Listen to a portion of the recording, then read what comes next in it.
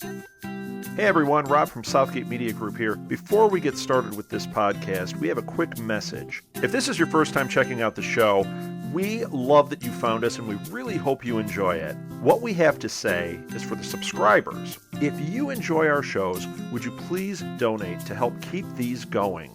We don't want to have to put traditional ads on these shows, but this does cost money. So we really do rely heavily on donations.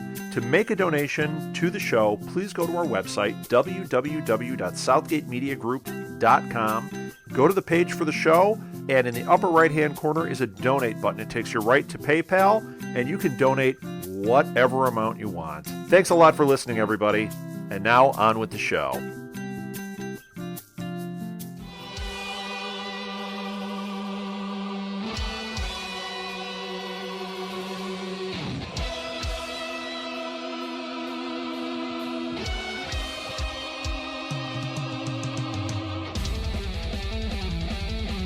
Welcome to Rebels Cast. My name is Jonathan, and joining me as always is Nicki. Hello. Except for last time. Except for last time, yeah. I'm sorry, guys. I was sick. Yeah. Just us tonight, which is cool. Yep. Okay, so, and we'll try not to do, didn't we, I know one time we did like an hour or something, didn't we? Yeah, we can't do that tonight. Yeah, me neither. I have some going home for the weekend, going back to DC, I mean, not for the weekend, for the week, and for a lot of reasons I just can't do an hour, so we'll probably just keep it under 40 minutes, I think, because that's what we've done a lot. You get us talking about Star Wars, it's very hard for us to stop. Yeah. So we'll try to be good. Yep. Okay. So this episode is Rebel Resolve, and it's directed by Justin Ridge and written by Charles Murray and Henry Gilroy, and who has no relation to, as far as I know, to Dan Gilroy, the writer and director of Nightcrawler, which is a fantastic movie that I recommend. I have not seen it yet, but I look forward to it being on DVD. It is on DVD. It's on DVD already? Yeah, it came out every day. Came out, I think, on February 9th or something. So, yep. I will have to check that out. Yep, check your local library. We tried to go, my roommate and I tried to go see it, but we just never made it. Yeah. Try to check your local library. That's what I use my school library to get a lot of my movies, because it's free. At home, it's much harder. At my home, where my family lives in DC, the problem is that there's like such long waiting times because it's the Arlington library system. So there's like, even though there's like 20 copies of Boyhood, there's like 200 holds on it. Oh, Jesus. And same thing with a lot of the other Oscar-nominated movies. I don't really know how. I think somehow it just like somehow catches on and people just check it, and then before you know it, I think I was able to like get on the list of John Wick, and now I'm number 6, and there's probably like 100 people like on the waiting list now, but it's just crazy. I think we're finally up to like number 8 for Guardians of the Galaxy because my mom likes she's like seen, I think, all the MCU movies up to Winter Soldier. That's the last one. She watched it on the plane when we went over to France. Watch on that little teeny screen, and so yep. Well, she'll like Guardians. It's fantastic. I saw it many times. Yeah. Okay. So yes, I know a lot of the episodes have been, Stephen Lee has been involved, in director, I guess, writer. Mm-hmm. So, and same thing with not Simon Pegg. Simon Kinberg. Simon Kinberg. Oh, I wish Simon Freaking Pegg. Love that man. But yeah, I like how the different directors maintain the tone, and where there's a lot of continuity, whereas in like some live action shows, it's a new director kind of changes the feel of the show. Oh, by the way, what? About 9 hours ago, Leonard Nimoy passed away. So yeah, it was very sad at the age of 83. So and he had COPD. chronic obstruction pulmonary disorder, and it's a horrible disease, and I know many people who are diagnosed with it. A lot of them are smokers, but he wasn't, and it's very sad. He was a great ambassador for science fiction and for fans. He was always available and accessible. He I'm not a Star Trek fan. I like the J.J. Abrams ones, but I never got into Star Trek. But he was the part of Star Trek that I always loved. So him and Scotty. So it was a sad day for me. He will be missed, and I think even more than he ever thought he would be, because his footprint and handprints are all over so many things, not just Star Trek. So. Right. And the Ballad of Bilbo Baggins. I will never forget that. The what? If you haven't seen it, YouTube Leonard Nimoy, Bilbo Baggins, on one of his albums in the late 60s, early 70s, I want to say, he sings a song called The Ballad of Bilbo Baggins. And it's the most psychedelic video. Like, it's him singing with all these little people, these like kids, and it's a song about the Hobbit from the book. And so that was one of the first things I ever saw him do, besides the original Star Trek series. When I was little, my dad watched it. Cool stuff. So yeah, so he's going to be missed. He was a great man, and a great philanthropist, and a great icon. He's an icon of science fiction and of film. Yeah, our thoughts and prayers go out to all the family members. That, absolutely. Also the big, kids. Plus all the Trekkies who are, feeling it much bigger than we are, So yeah. Including Nick and Josh, who are big. I think they would consider themselves Trekkies, but I don't know. So, okay, so back to the episode. Like a lot of the episodes we have, we got a pretty big callback to Empire, and it was the Battle of Hoth, which is really cool. Mm-hmm. Oh God, yeah. And we didn't have we didn't have like big ones, but we did have some chicken walkers, or like the generation before the ones right. in the Empire. Like, yeah, these ones looked a little bit like face on. They kind of look like chameleons, like not the legs, but like the main body. It kind of looked like a chameleon's head with those bulging things on the side. And I was like, that is such a cool design. But my heart will always belong with the ATSTs of my childhood. But there was pretty cool design. Yeah. And I always love any kind of flash to the original trilogy. Yeah. We got to see Chopper flying, which is pretty cool. I know we haven't. I loved it. And we haven't really. And there was another scene that we'll see him later. But before this, I'm trying to think. We haven't seen him do that. Oh, we haven't at all. Okay. It was like in what was it, episode 3 of Revenge of the Sith, when we saw R2 do that, and it was like, wait, when did he learn to do? Why didn't he do that in the trilogy? Oh wait, I remember sitting in the movie theater going, R2 can fly? No, it was in Attack of the Clones. It was in Attack of the Clones, right? I knew it was one of the other. I kept thinking of the elevator drop in after they rescued Palpatine, after Anakin and Obi rescued Palpatine. I kept thinking of the elevator drop, but for some reason I've put transposed R2 flying into that scene. But yeah, I was like, oh, it's so cool. Astromech droids have this. Because I'm pretty sure in that episode of Clone Wars, R2, when he was damaged, he lost his ability to do that. Lost his parts or something. That kind of, I like how they're able to kind of say, well, this happened, so that's why you don't see it in that movie. That's why he doesn't do it. So it was really fun to see Chopper do something different, and as always, his attitude and his snark. He's got such a snarky little attitude for a machine. Right. So, and you can almost kind of tell what he's saying nowadays. We can kind of we can kind of get the gist of what he's saying, because sometimes the noises sound kind of like words.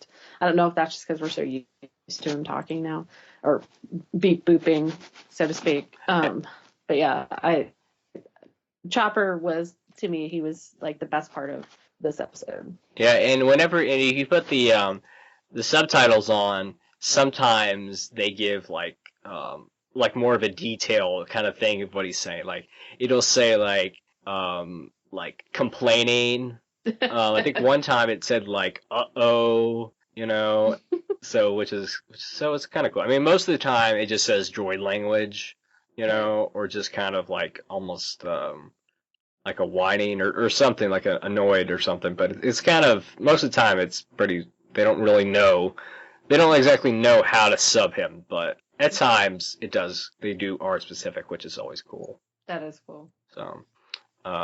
So, and we also kind of had this kind of callback to, Return of the Jedi, them trying to get inside the walker. Yeah. Yeah, it was very Endor moment with Zeb up there, much like Chewbacca was. Though I was waiting for him to drop in, but he never did. No, and I like, I was like, is he gonna go in upside down like Chewie did? Because that was my first thought when I saw him on top of the chicken walker, was he gonna do that Chewie thing? I'm kind of glad he didn't, because that's Chewbacca's thing to would have been put his head in upside down. It would have been a bit on the nose. Too much, yeah. But to have, and these were kind of the position of the pilots of the ATST was different than the original trilogy version, because in the original trilogy they sit side by side, and this one they look like it was like an Apache, almost like an Apache helicopter almost. There's one in the front and one behind. Right. So I like seeing how these things evolve to what we're most familiar with. And then Chopper just getting in there. Yeah, trying to find being stubborn and not wanting to leave. Yes. Like, no, I can do this. Yeah, I mean, because most of the time he's pretty successful, but it's just like, I think the problem is that these systems are so secure, and trying to access it from a chicken walker is, much harder than right. say like than a destroyer, right. or some other kind of larger ship. Well, plus they explained that the network was down too. So, but he was just so stubborn. He was like, I'll stay here till they get it back up if I have to, kind of thing. Right. And finally they had to go in, and Zeb had to go in and get him out. Right. I like the part where it's kind of like, here, Zeb, take this. And you just see like an arm sticking out, and it's just like, it's not even like take this guy. It's just like, take this. It's just like, this person is just this. It's just like throws them out and just uses it as a projectile, which is cool. Yeah, Chopper's not much of a people person. No. He likes the people he's with. Yeah, I kind of thought maybe he would shock them. Yeah. Like sometimes he does, but it's kind of cool. He doesn't seem to do that. He's got the little hand. Yeah. That's even cooler.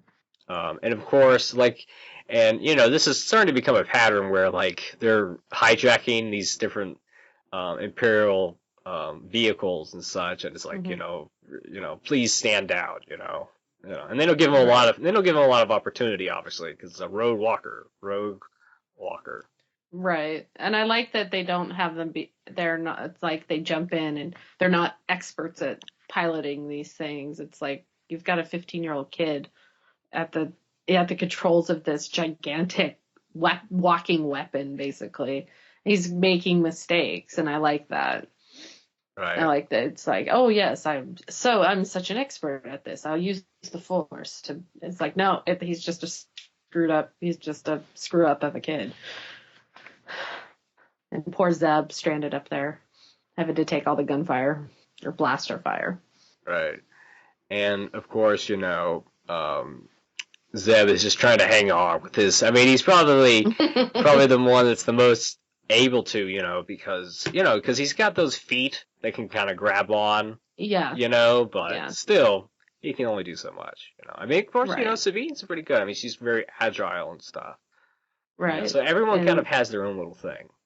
Yeah, they all have their strengths and they all have their weaknesses, which is good because you need weakness to, highlight your strengths. and then I just love how easy it was for them to get back on the Ghost. I was like, that's really kind of cool that back part just came down and they were able to just get back on it. I don't think we've ever seen a ship do that in motion. Right. And I really like some of the ships, like the gunships that they showed in some of in the previous episode. Oh yeah. They were so Attack of the Clones. That open air thing that Tarkin was on. I was kind of hoping to see more of that, but I really like that we got to go into, more into space, and when we, figured out where Kanan was being held. Right. So, I like that a lot. So we do see Tarkin again, and kind of, and we see that, this is a torture scene. So we get another kind of, well, I mean, it's a lot different than like Han being tortured, Right. It's the same kind of apparatus. It's got the needle on it, but it of course didn't look as like wholly evil as the one in the movie, because it had all those the one in the movie had all those moving parts, but it was definitely, it was like, oh. I mean, of course, the needle would have been like Princess Leia. Yeah. Versus Han, where it was like that. With that little thing. Where that thing kind of opened up and like came right to his face. They didn't but even it reminded me of both. It reminded me of both of those things. They didn't even ask me any questions. I feel terrible. I can't see, Joey. We could go on and on forever, going back and forth, quoting the movie. So. Oh, of course. Okay. So it's like, well, Governor, someone's got to keep you entertained, and it's just kind of, it's just really cool. Just really they were not getting Kanan to break, and I thought that showed a lot of strength on his part, and how Tarkin just didn't believe, he was a real Jedi. That part, I thought, it was like, is this dude in denial, or is it just because he thinks that Vader hunted them all down? Obviously he didn't, because we have Kanan, but he was like triple teamed. Poor Kanan strapped to that platform, and he's got the Inquisitor, he's got sideburns, and he's got Tarkin there. I mean, it's like, and yet he still held fast, and it was a really cool scene, that torture scene. Yeah, and it's just, and then and they kind of keep going, kind of taking it to the next level, all sorts of things. Yeah, especially my favorite part, I think one of my favorite parts of the whole episode, but my favorite part involving like that part of the story, was when the Inquisitor was kind of doing, like, messing with Kanan's head and like causing him pain, and then and then when his eyes open and he looked up at him, I was like, that was like the buzzing of a fly to him. He was like, that was just the coolest move. Just that look in his eyes, and just like, yeah, it was like, you think you can mess with me? I think not. And then came the lightning. And then we're screwed. Yes. But of course, before, we kind of get this, after the missions this kind of thing has failed, we do get the return of Fulcrum and a cloak, and we're still kind of not quite sure, we have our theories about who it could be, but still kind of the same voice, and he's... Right. Is it Ezra's dad, or is it... I mean, he has whoever Fulcrum is, very distinctive voice. And really before, I mean, we'd only really seen this person, I think. We hadn't really seen this person, I don't think. I think we just heard their voice. Right. And they were, obviously with Hera mentioning Fulcrum, but this, I mean, when we see the hologram, and I mean, it's very much like Darth Sidious a little bit in the sense that you only see him from the side, but I was very taken by how Ezra was singled out. And that's what kind of made me think this is maybe it's one of his parents, or maybe it was someone who knew his parents and had promised to protect him if something happened. And I felt it, we have to keep all the rebels safe. And he goes, and Ezra was singled out, I think 2 or 3 times by Fulcrum. So right. I don't even know if Hera knows the connection to that, or if she does, she's really good at keeping it a secret. But she did know stuff. She did say she knew things, but Ezra didn't want to hear it. So Right. I mean, the thing is that, we know Heracon knows the most, and she knows the mission, and I think she was trying to convince, Fulcrum, come on, we really need to get Kane, but she's just kind of like, you guys have kind of outed yourself a little bit, but we can't really we really don't want you to get out any further, we need Right. to, because your goal was to kind of stay under the radar, and not, right. and then to, like, reveal yourself at the right time, when they start, getting a much bigger rebellion with the end game, of course, of A New Hope. You build your troops up, you build your base up before you go public, and that way you have something to defend, and you have people who, you have enough to make it a fair fight, so to speak, against the Empire. And yeah, I think they pretty much outed themselves in a big way.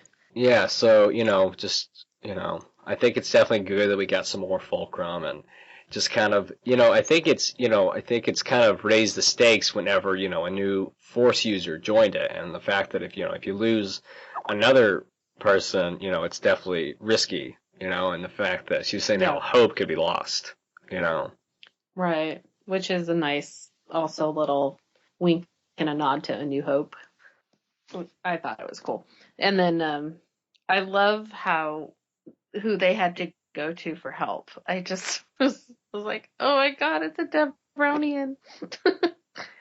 When they realized they needed help to get up to where Kanan was, or to find out where Kanan was, they had to go to the Broken Horn. Right. And it's just, you have to stop searching for Kanan, and go into hiding. I mean, that's just kind of a big, because, just this last episode, they were broadcasting, or no, 2 episodes ago, I suppose, right? The last episode, because we had a week in between. Oh, that's right. Okay. And of course they got to the communications tower, and they started broadcasting from, but then the Empire shut it down. And I think in a big way. And shooting down the tower was kind of a double-edged thing. It's just like, the Empire lost their communication, but, the rebels, they also lost the ability to, like, broadcast, or to, jack in like they were trying to into that walker, So right. I think it's just kind of a win for both people, but also a lose for both people. So it kind of... Yeah, and then the Empire, we find out that they are blaming the rebels.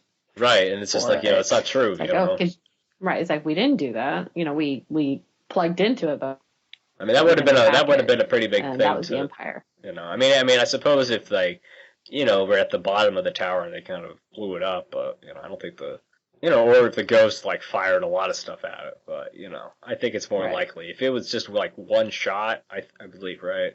It seemed like it was just like one or two shots, and then boom, it just went down because their firepower is. It was just like one really big, it was one really big shot, and then of course it's to the Empire's benefit to say, look what the rebels did. They're cutting off your communication. They,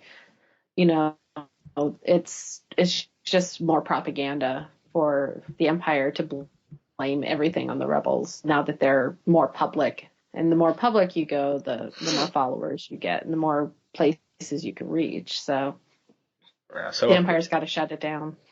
So of course Sabine is, kind of talking more about a complex, like always, at the table. Is definitely starting to become a pattern. And her kind of, moving her, waving her hands and like looking around. Now, of course, we're looking at a thing of Lothal, the planet Lothal. Right. And the fact that he's probably still in the Imperial complex, which is, a good bet, and of course, they kind of have plans. The fact that, we'll see later that it's not quite working, and they'll have to take it to the next level. And of course, we know Vader is going to be in the next episode, so. Oh yeah, I'm so excited to see him again. The finale. I can't believe the season is like almost over. Yeah, first season is one episode away. Yep. This was the penultimate episode. It's so weird. It's like it seemed to go by so fast. Yep. Of course, the next season will be a little bit longer. Yeah, it's proved itself, so they'll be doing more. Right. So it's just like, And of course, everyone kind of has a different opinion about the situation. It's the fact that, Zeb's like, dude, he's good as gone. I'm just like, come on, have a little more faith. I mean, Right. he is a Jedi after all.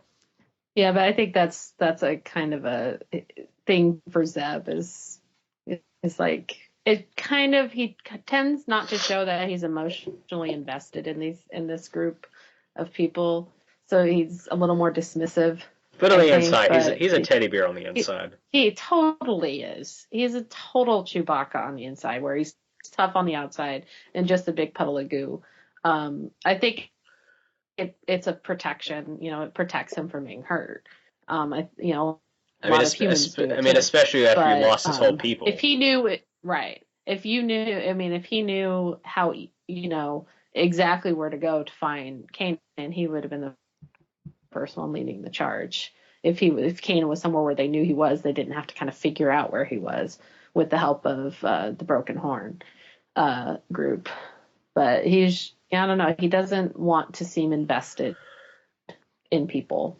Right. So it's you kind of understand it. Right, and of course we know that Ezra, because now Ezra's gotten stronger in the Force, he's able to sense things, and he kind of has this feeling. And of course, other ones, people who don't have the Force, they kind of are just it's hard for them to kind of just make a plan based on a feeling, Right. And of course, a Jedi's feeling is more than a feeling. It's actually there's some truth behind it. That's what makes him a Jedi. I mean, I think Ezra says, we do it all the time. I think the thing is that they're a little more likely to, more likely to believe in Kanan, than Ezra, who has, only been at this for, just not very long, Right. He's not quite a Jedi. I mean, I know later in this episode, he says he's a Jedi. So he says, yeah, I am. And I'm like, not really. You're still a Padawan. You're not a Jedi yet. But I think he's getting there. He's picking up more, and he's showing more and more traits of a true Jedi, and he'll get there eventually if he survives the rebellion.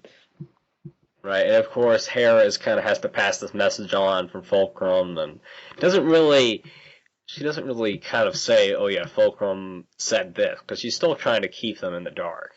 Just to kind of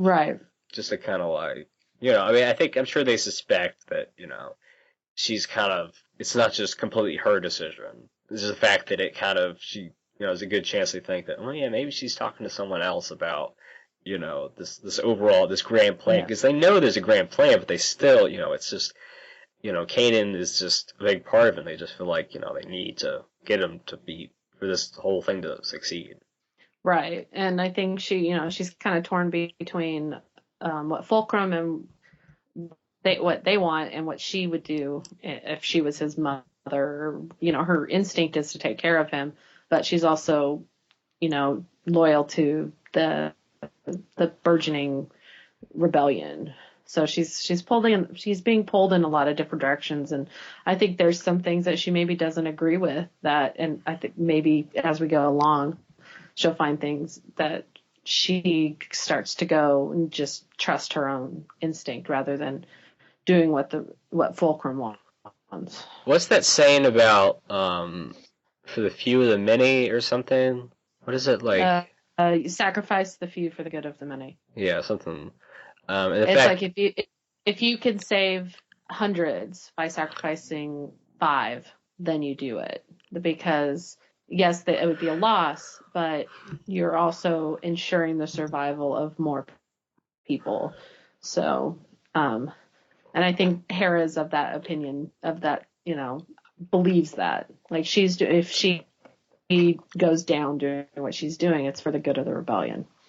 Right, and of course, Ezra kind of thinks that, Kanan would do whatever he would do to protect us, and, I think it's just kind of the thing that it's hard for them to accept, but in a way, by sacrificing himself and by, stabbing that, through the door and jamming the lock, the door and everything, he really just kind of, kept them busy, Right.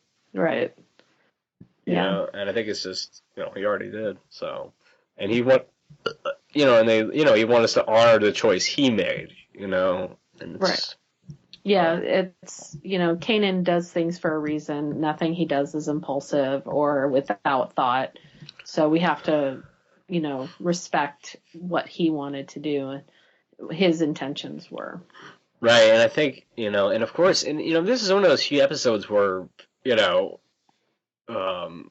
where Chopper is not as much of an a-hole, the fact that he's kind of sad, he's like, he's kind of worried, he's kind of bummed out that, he's like, it's going to be okay, boy, Yeah. It's like it's like talking to a dog or a cat Yeah, or whatever.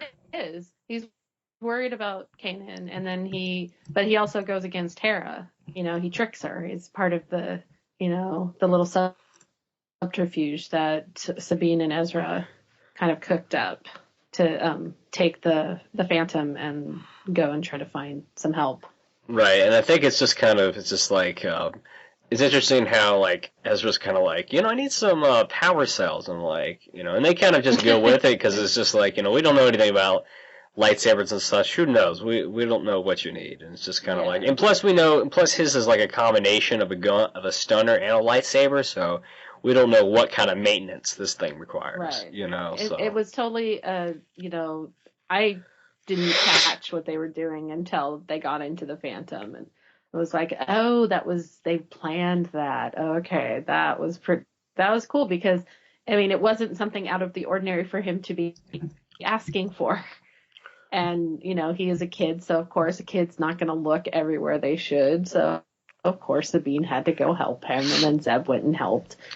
And then, we got into a little trouble. I'm wondering if, like, because, when Zeb said, really, why do I need to? I mean, was he, like, faking, or was he really in the dark and just kind of, that's what he would say anyway? I'm kind of wondered about that. I don't know. I don't think he knew what was happening. Because I mean, it'd be kind of weird. He probably would have screwed something up or told Hera. Yeah, I think it was don't tell him till the very last second what we're doing, because otherwise he'll blow it. He'll tattle to Hera, or he'll try to talk us out of it or something like that.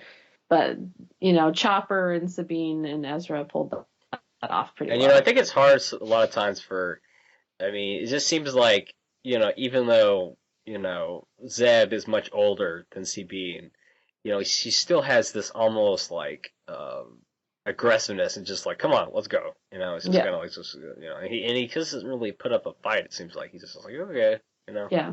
Yeah, I think once he figured out what was going on, he was on board. Right. He was like, oh, that's what we're doing. Okay. Oh, we're going to try to find a way to help Kanan. Gotcha. So what do you want me to do? Yeah, and so they go and they visit Sikatro. I would like to mention, like, I know I mentioned earlier that they subbed Chopper, like, complaining, and I kind of have the exact at the 1434 mark says in sub it says groaning, complaining, and it's just like, just come on, get it done, and it's just like, it's probably just a thing that's probably a relatively simple thing. Right. But the fact that he kind of jacks into the wrong thing and just kind of screws it up, it's almost like some kind of distraction from the fact that, like, the blinking light was the Phantom, like, being detached, and once the light was blinking, it meant they were away. Once it stopped blinking, they were away, and he just had to keep Hera from seeing the blinking lights, showing that the Phantom was being taken. Right. I mean, she's like, were they orders or more like her opinion? It's just like, and we noticed, going back to that episode where it's just like Sabine's like, very, very frustrated that she's in the dark, and I think it's just kind of like, if I really can't really get behind everything, so I'm just kind of like, what? This is kind of like, it's an opinion, it's a suggestion, it's a recommend, but it's a guideline rather than a rule. And it's just kind of like, and I think it's just like, and if it's for the greater good, it's okay to break the rule. Right. And sometimes you got to break the rules. And that's really makes her furious later. Oh yeah, that look on her face when she found them was hilarious, especially like you see the backs of Zeb and Sabine, and you're like, well, why are their backs too? And then they split, and there's Hera just looking intensely furious. It's like, uh-oh. Mom caught us. I mean, I love Vanessa Marshall's acting, and of course the animation. It's just the way that Hera just like, what are you up to? And just very suspicious, and just all the movements and the little things that are not doing these simple things like, I mean, I don't know how simple it is, but like, fixing the targeting system. It's like, what are you doing? You're kind of, maybe not that hard, and what are you up to? Just kind of suspicious, and and not all of them. Like Zeb doesn't really have a clue generally what Chopper's saying, but I think Sabine and like Hera can always kind of pick up something. I think,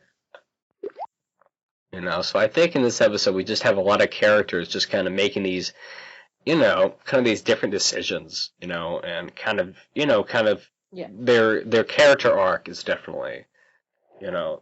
These, I think, a lot of these characters having a character arc, near their end, so. Yeah, we definitely see that there's a lot of character development going on, and it's moving both their storylines and the plot along really, really well. Right, and like we mentioned before, this torture is kind of going to the next level, and it's like, and I just love, some of the best lines are from the Inquisitor. I mean, you are no doubt unaware. I know it's wrong. And it's just great. Pain, and he delivers them so well, and that's Jason Isaacs. It's just like Jedi pain. Still feels pain. A Jedi still feels pain. I mean, dadgummit. Jason Isaacs just does such an amazing job with that voice. And pain can break anyone. It's just like we can just go on and on. I think.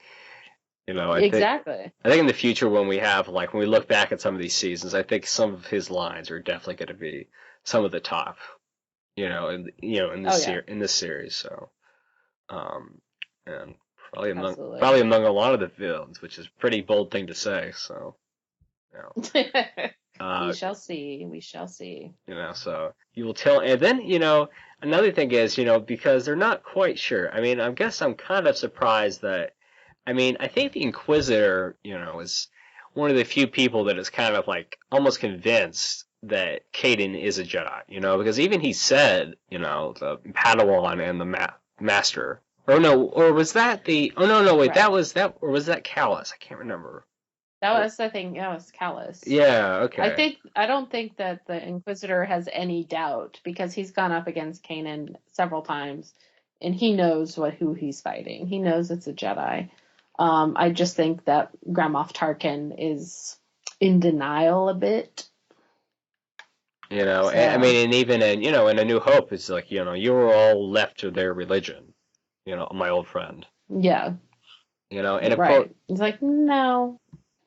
And I think it's interesting the Inquisitor is trying to, I mean, of course, there's like, the Jedi, these mind probes don't really work on Jedi, and then he's trying to kind of use the Force, and it's not really quite working either, and Kanan's like, I can tell you're frustrated, and it's just like, and I think it's just really nice. And yeah, that was a great moment. I mean, of course it's not. I mean, of course it's not. I sense you're frustrated. I mean, the Inquisitor really had no chance. I mean, I still remember. He's not a Jedi. Yeah, I mean, I still remember. What was it? What's the bounty hunter's name? I'm blanking out from Clone Wars. Blanking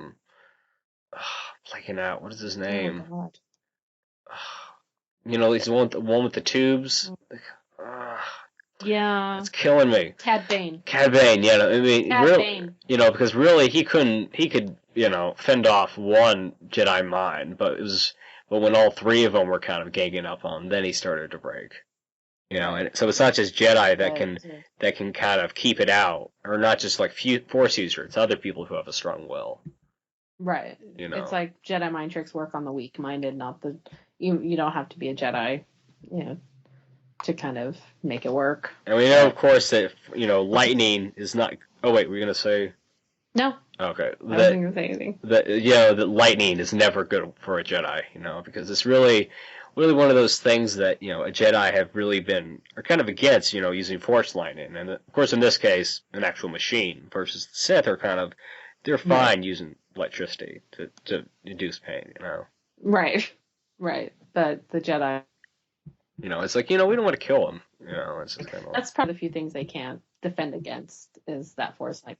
Like they wanted information, so we don't know exactly how much they tortured him with the lightning. Yeah, so of course Ezra says, we're kind of desperate, so we're gonna go check out this. I guess I'm not really sure. Was he like a smuggler or a bounty hunter? I'm not sure. Or a pirate? I'm not sure.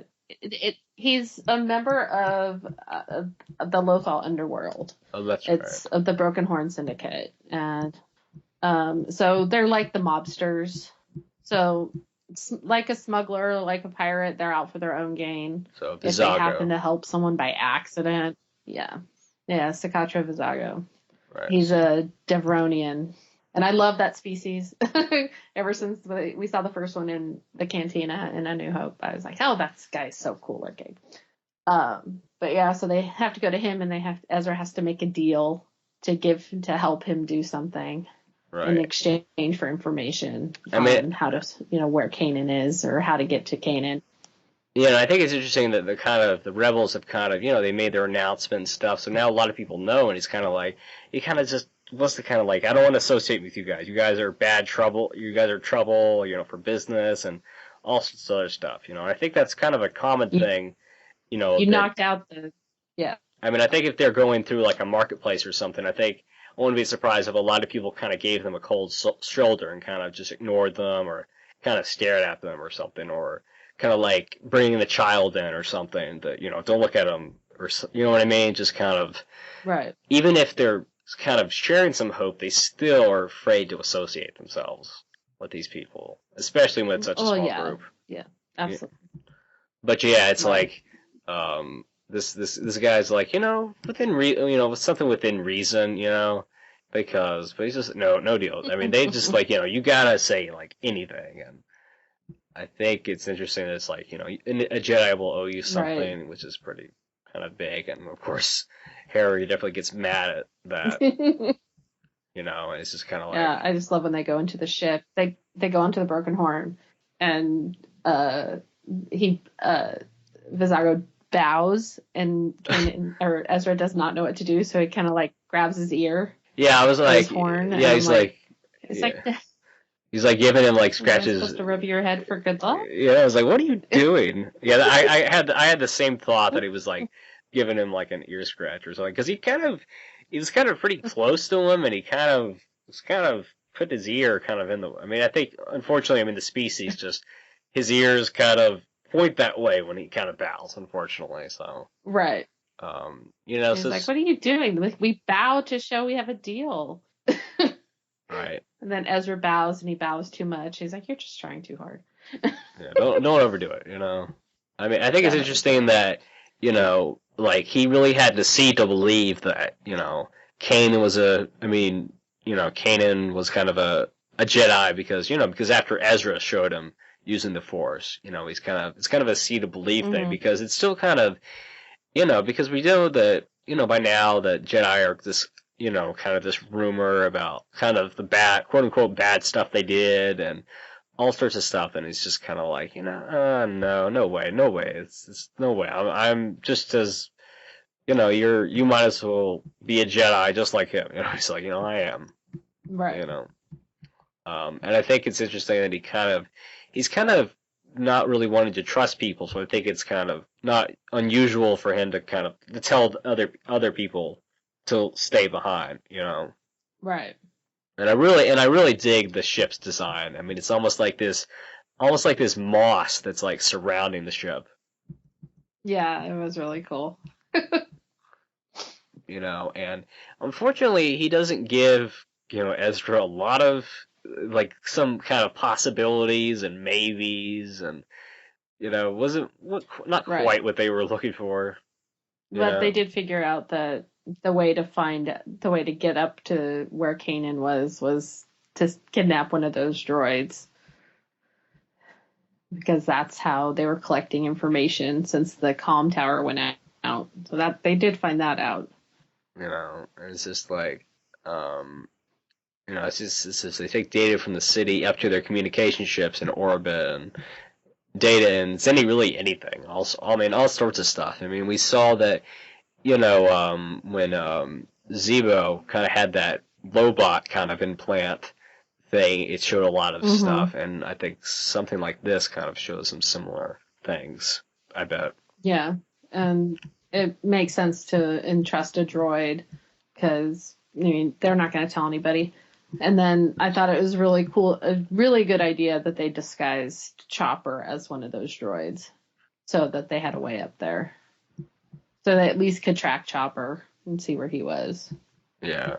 It's just like, and I think I'm definitely glad that Ezra kind of is like, yeah, I have a plan. Because, Hera was like really mad and she wanted like some kind of thing because didn't really get a whole lot out of it. And I think it's good that he kind of had this plan.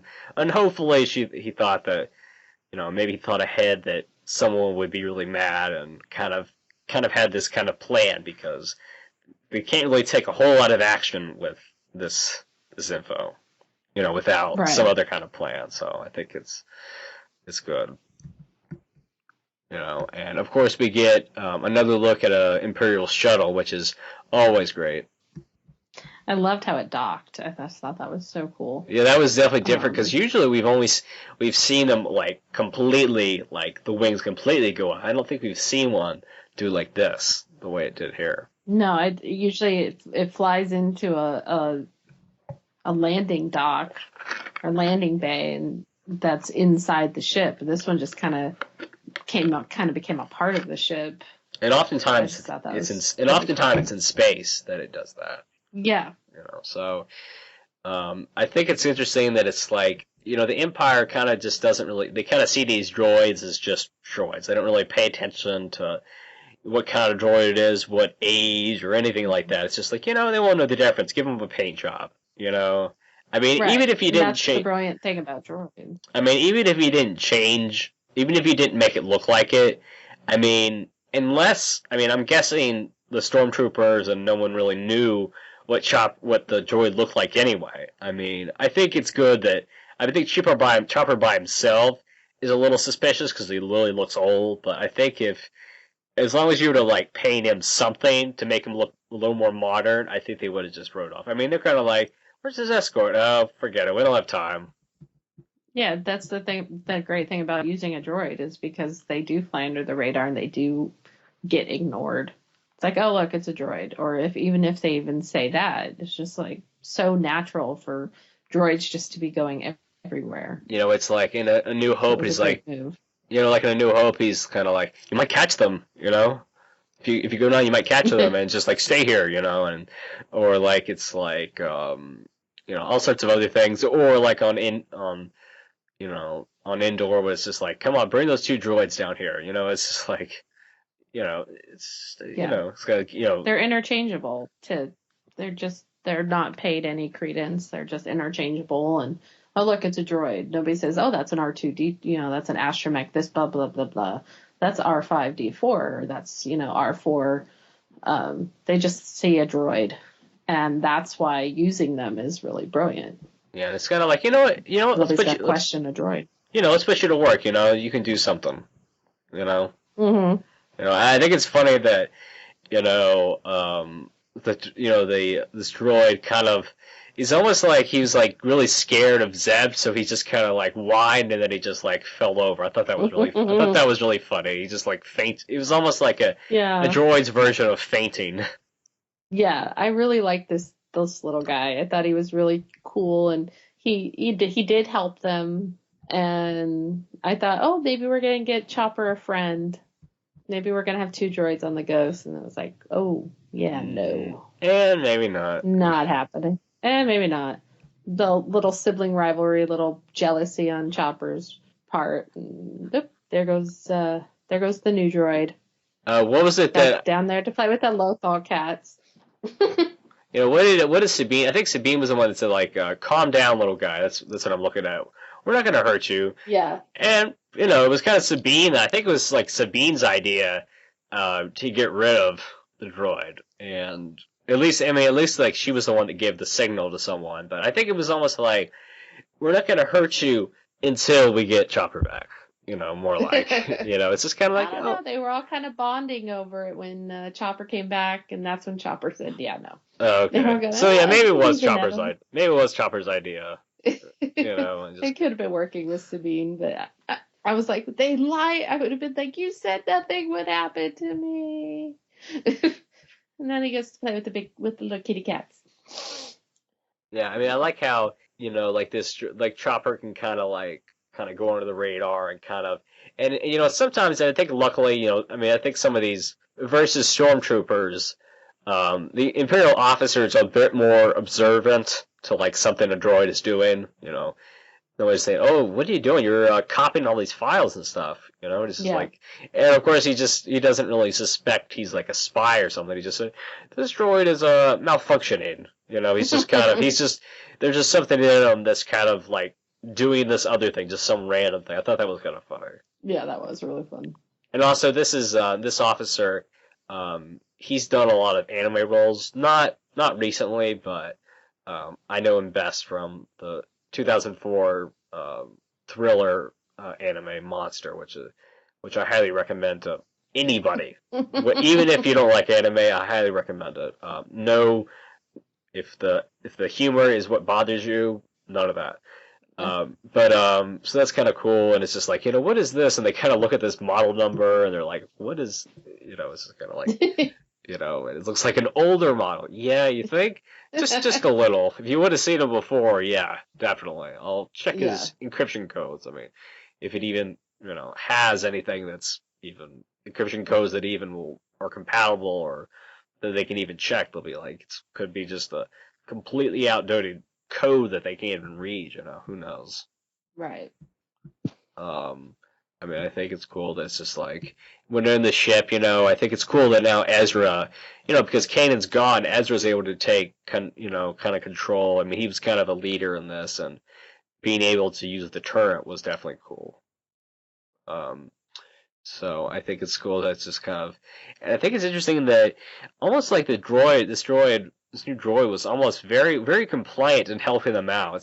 So yeah, it's just interesting that it's just like, this droid is just, even though he's kind of original with the Empire, it's kind of like, you know what, I don't really care. I mean, and we have no evidence that they did any kind of reprogramming. It's just like, he just kind of switches sides just like that. And he's kind of like, he's putting out the fire. And of course, Zeb isn't really helping a whole lot. He's just like putting out the fire, and versus Ezra is kind of doing a lot more. So right, Zeb's just lighting things on fire. But Ezra I think started the fire, and then I think the droid was just like, he's like, well, I guess I'm with these people now. Like, what do you need me to do? He's just like does whatever the humans tell him to do. And I like that Ezra kind of give him like I hope Chop is kind of give him the little nickname Chop, which is cool. And of course Chopper kind of makes his escape, and we're not surprisingly, stormtroopers were in the wrong place, and the airlock, and then they go boom, and it's just like this silent, just like whoosh, and then you see like 4 stormtroopers just going to their death. Yeah. I mean, granted, we have seen clone troopers be out in the vacuum of space for a time, but unfortunately, I don't think they're not really worth rescuing, and I think they're eventually just gonna run out of oxygen. Yeah. So yeah, and of course, I think Chopper was definitely cool that we see another instance of him like firing his booster kind of. Yeah. What do you call it? I'm not really sure. I just call it his jetpack. It's a bit different from R2's, much less sophisticated. R2's were like on his feet. And they were different. Chopper's is like under him. It's like on his main body. And it was almost like this like rocket, on Chopper versus R2, where it was some other kind of special thing that was being fired, or it wasn't. Yeah. I don't even know if it had really an exhaust, or maybe it did, like that was really small. Yeah, we just never saw it. I think it was cool that it's just like, Chopper, you were awesome, and it's just kind of like they just are seeing that like Chopper's like flying in, and kind of like, and then the bottom kind of opens and he gets up and he kind of just reaches with his arm and trying to stretch, trying to grab it. Yeah. So yeah, and they kind of like, and of course Zeb is kind of like, earlier he was like, I'm starting to like this new droid better, and so, and then that's when Chopper's like, you know what, let's just get rid of him. They all kind of smile, and in parentheses with Chopper, it says angrily chittering around the, When he's 137 mark. yeah. So, and then he kind of goes, yeah, and then like I think the sub for this droid is yowls. Then there he goes, and he's just like, and then Zeb is like, I should have seen that coming. Yeah, he really should have. Yeah. So let's see. I'm trying to think if I have any other notes on this thing. So yeah, I know we got some other musical cue. Was it the Force theme when he lifted up the case? I'm pretty sure it was. It was, yeah. And I think we might have gotten some other few themes. But I think it was really at the beginning that was really the most apparent.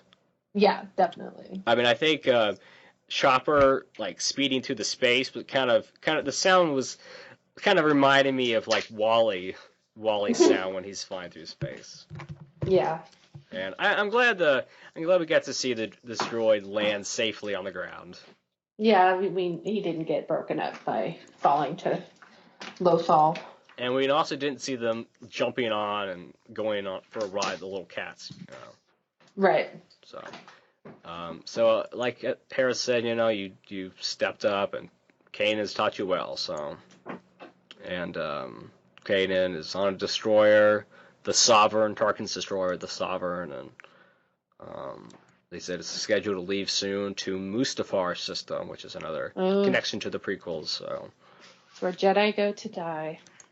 So, and it's just some kind of rumor. Not many people know about it.